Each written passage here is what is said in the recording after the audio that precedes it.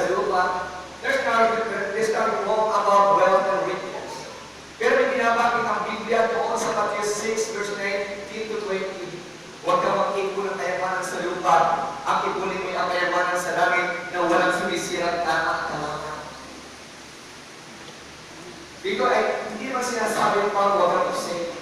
Pero kailangan po sa buhay natin, ang focus natin, not on the things on the earth, but the things in heaven. Hindi po ba? Yung po ang pinakamalang bagay.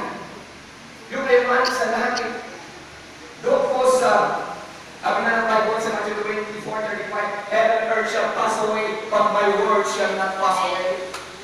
Open your Bible sa 1 Corinthians 2:9. I'm blessed dahil wala akong microphone na yun. Kundi natin tayo. 1 Corinthians chapter 2, verse 9.